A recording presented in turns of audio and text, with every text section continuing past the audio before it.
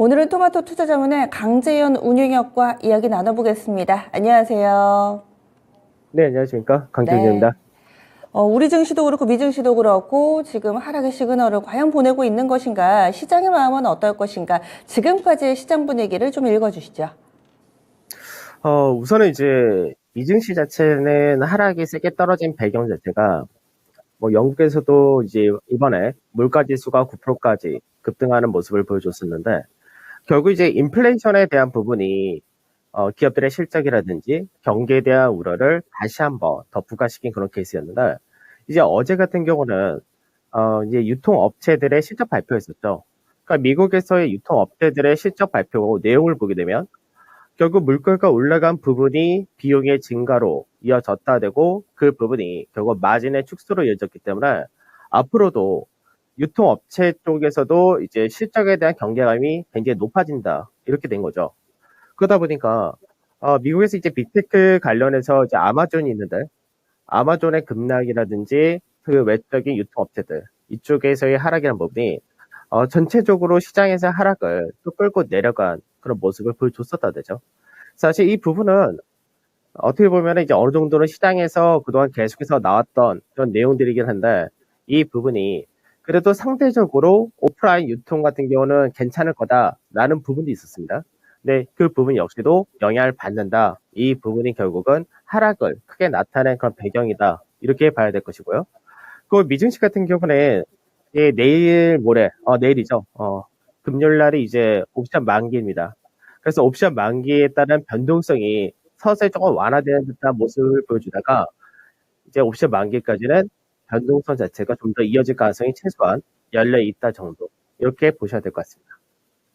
그래서 미증시에 대한 분위기 살펴봤고요. 우리 증시도 요즘에는 코스피가 2600선에서 약간은 조금 반등 움직임이 좀 나타나고 있습니다. 최근 들어서의 국내 증시에서의 시그널 어떤 점을 중점적으로 보세요? 사실 이제 국내 증시는 개인적인 생각에서는 약간 차별화가 좀 되어야 되지 않을까 이렇게 전망을 좀 하고 있는 케이스인데 사실 이제 어제 미증시가 큰 폭의 급락을 하는 과정에서도 이 독일이라든지 이런 유럽 증시 같은 경우는 일부러 하락이 제한되는 그 모습을 보여줬었다 이렇게 봐야 되겠죠. 그래서 사실 국내 증시도 실적이란 부분을 놓고 보면은 사실은 실적 굉장히 잘 나온 게 있습니다. 이제 월요일날 실적 발표를 마무리했었는데 간단하게 이제 실적이란 부분을 좀 살펴보게 되면 우선 이제 실적적인 부분에서 시총상위 대형 쪽을 보면은 실적이 되면 다 잘 나왔죠. 그러니까 1분기에 1조 이상의 영업이익을 나타낸 기업들을 보게 되면 삼성전자도 당연히 포함이 되겠지만 예상치를 초과한 부분들이 굉장히 많았습니다. 그 부분이 대표적인 것이 해운과 철강, 그리고 자동차, 은행, 그리고 정유 이런 쪽이 잘 나왔죠.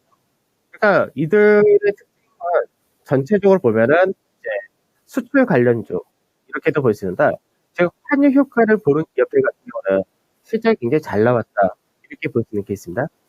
그래서 이런 실적이 받쳐줬기 때문에 사실은 국내 증시가 최근 들어서 2615포인트 번호 1월 달에 저점 자체 그 라인대를 계속해서 이탈했다가 회복 그리고 지지를 받아주는 그런 모습까지 만들었다는 거죠.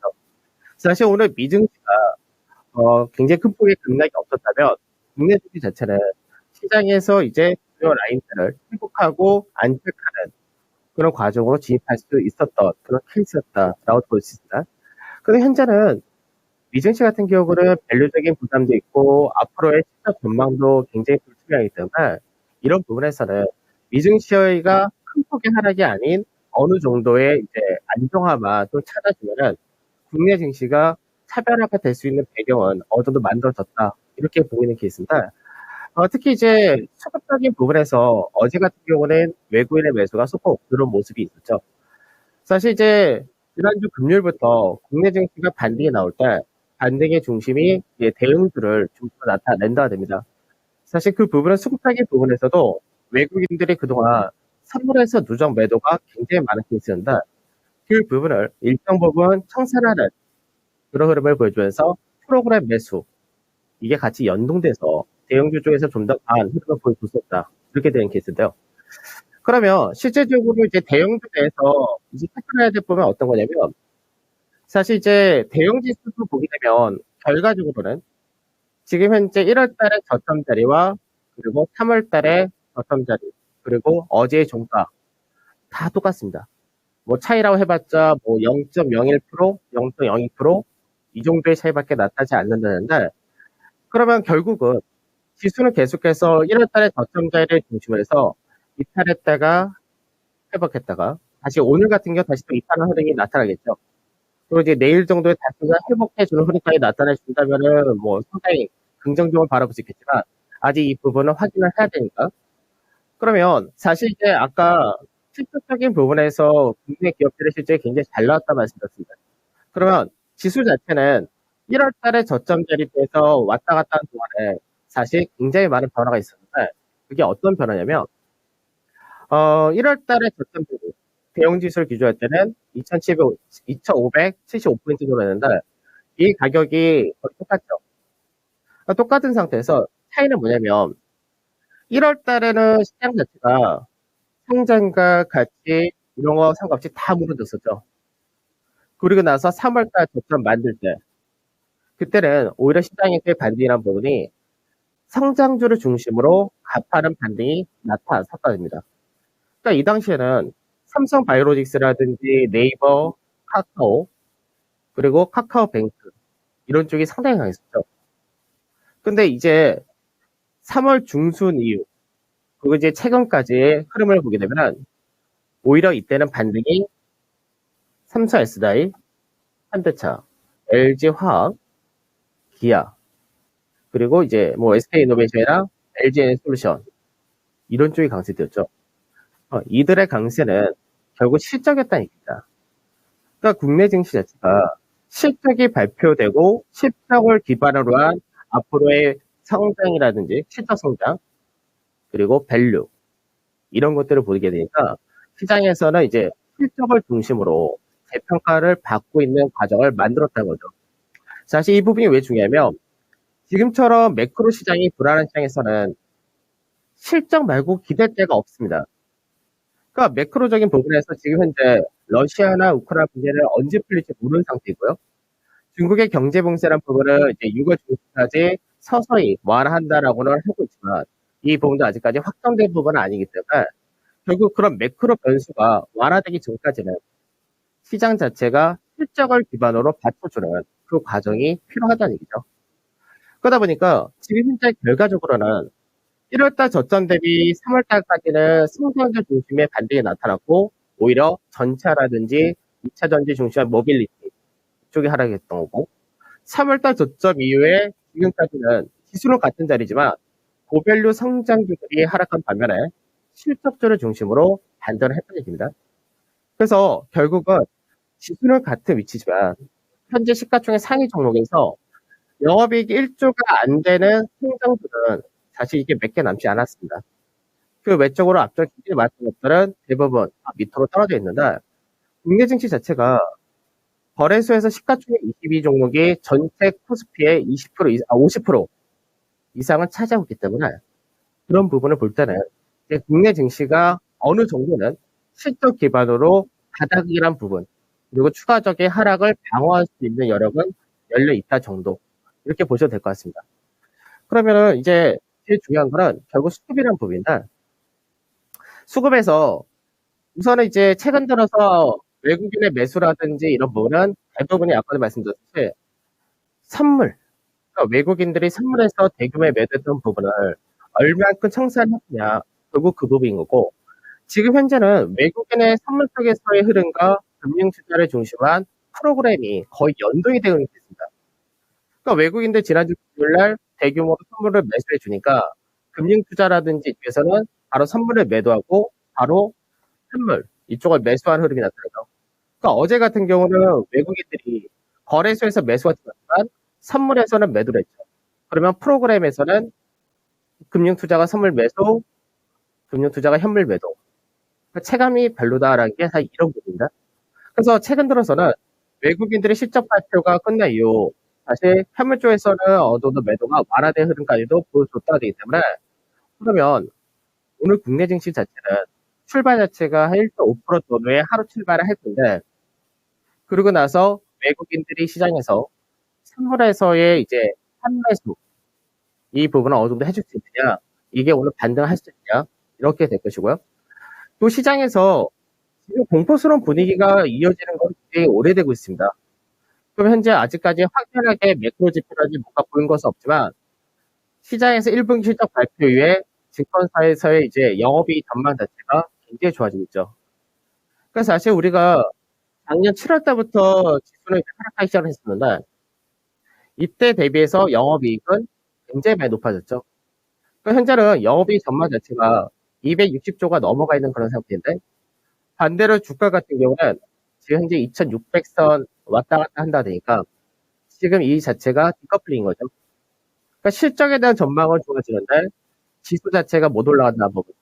그러니까 그동안 계속해서 하락했던 가장 큰 요인 중에 하나가 여러 가지 인플레이션이라든지 미국에서의 통화정책 변경이라든지, 그러니까 여러 가지 수급이라든지 안 좋은 매크로의 환경이라든지 이런 것들에 대해서 지수가 빠졌지만 결국 실적을 기반으로 올라갈 수 있는 기반은 만들어졌기 때문에 결국 매크로 지표가 어느 정도 완화되는 그 흐름이 나타나야 되겠지만, 우리가 실적을 기반으로 총 회사이가 재구성이 어느 정도 되었기 때문에 그런 부분에서는 시장에서 너무 앞전에 저점을 깨는 그런 과정보다는 2570에서 2580 이 라인대를 지지를 하느냐, 이 부분을 체크하시면 될 것 같고, 그리고 난 다음에 타이밍 정확하게 언제가 나올 거냐, 이 부분을 봐야 되겠지만, 지수가 현재는 어느 정도 심리적인 부분도 완화되고 그리고 수급적인 부분도 개선될 수 있는 가격대는 기존 가격이 2650에서 65포인트 이 라인대를 올라설 수 있느냐, 이때를 기준으로 잡으시면 될 것 같습니다. 한 가지 일관성을 가지고 계속 설명을 해주셨어요. 실적 대비 너무 빠졌다. 실적이 괜찮으니까 조만간 바닥을 잡을 거자. 그럼 여기서 한 가지 더 질문 드리자면, 그동안의 영업 환경이 뭐 원자재 가격이라든지 원달러 환율도 약간 이상 신호가 나올 정도로 가파르게 오름세를 나타냈는데, 실적 전망이 만약에 하향 조정이 된다면 그렇다면 어떻게 될까요? 그러니까 실적 전망이 유지가 되기 위해서는 몇 가지 조건이 들어가는데, 사실 이제 시장에서는 달러가 꺾여야 오히려 시장이 이제 수급적인 부분에서 확연하게 좋아질 것이다, 이렇게 얘기를 하는데, 지금 현재 인플레이션 자체가 한 번에 꺾일 수 있는 구조가 아닙니다. 그렇기 때문에 결국 환율 시장이 지금 비싼 가격을 더 올라가서는 좋을 것 없겠지만 어느 정도 1200원 이상을 계속해서 유지를 해줘야 된다. 이게 전제 조건으로 들어가야 될 것이고요. 그리고 이제 시장에서 인플레이션에 대한 부분이 가격 전이가 수월한 쪽, 그쪽이 중심이 돼야 되기 때문에 결국 가격 전이가 수월한 쪽은 결국 수출 관련된 여러 가지 이제 관련주들이기 때문에 그쪽에서 영업 환경이 유지가 되느냐, 이게 중요하게 생각을 하시면 되지 않을까 싶습니다. 원달러 환율이 단기적으로는 증시 자체는 수급적으로 좀 부담이 될 수 있겠지만, 우리 증시는 워낙에 수출주들이 많기 때문에 오히려 이 원달러 환율의 일정 부분의 레벨대를 유지해 주는 상황 속에서 지금 수출주들 채산성이 유지될 수 있다, 이렇게 얘기를 해주셨어요. 그리고 또 실적에 대한 전망도 현재 원달러 환율 수준에서는 괜찮다, 이렇게 설명을 해주신 건데, 그러면 오늘 장에서 투자자분들이 놓쳐서는 안 될 만한 시그널 알려주시죠. 그럼 오늘 시장에서도 봐야 될 부분은 뭐냐면, 지난주 금요일과 똑같은 겁니다. 그러니까 지난주 금요일에도 국내 증시가 가파르게 반등했었던 배경 자체는 외국인들이 선물 쪽에서 매수를 하면서 그 부분이 실제로 프로그램 매수로 연결됐던 그런 케이스인데, 오늘도 그 흐름이 나타난 것이 굉장히 중요하다, 이렇게 말씀을 드리도록 하겠습니다. 네. 그래서 오늘 장에서 이런 시그널들, 그럼 대응 전략도 거기에 좀 맞춰서 세워야 될까요? 좀 간략하게 팁을 주신다면요? 지금 사실 현금성 자산이 많으신 것 같은 경우는 오히려 실적이 좋았던 종목들이 내려올 때 매수의 기회로서 분할로 잡으시는 거 좋다고 말씀을 드린 거고, 다만 이제 현금이 없이 현재 주식을 많이 갖고 계신 분 같은 경우는 실적이 좋았던 기업들 같은 경우는 오히려 그냥 무난하게 가져가도 되겠지만, 반대로 실적이 안 좋은 성장 고밸류 같은 경우는 지금 구간에서 유지한다 해서 그렇게 썩 좋은 케이스 아니기 때문에 종목을 교체하는 쪽으로 그걸 고려하신 것이 좋지 않을까, 이렇게 말씀드리겠습니다. 예, 알겠습니다. 오늘 말씀 고맙습니다. 네, 감사합니다. 네, 토마토 투자자분의 강재현 운용력과 이야기를 나눠봤습니다. 강재현 운용력은 일단은 뭐 큰 침체라든지 추가적인 큰 폭의 하락을 우려할 필요는 없다. 이렇게 논리를 펼치고 있습니다. 이유는 실적입니다. 실적이 괜찮기 때문에 그래도 어느 정도 시장의 안전판 역할을 해주지 않을까라는 이야기고요. 또 시장이 만약에 밀린다면은 실적이 뒷받침되는 종목 위주로 포트폴리오를 교체하는 시기로 삼아보자. 이런 결론 내리고 있습니다. 지금까지 마켓 시그널이었습니다.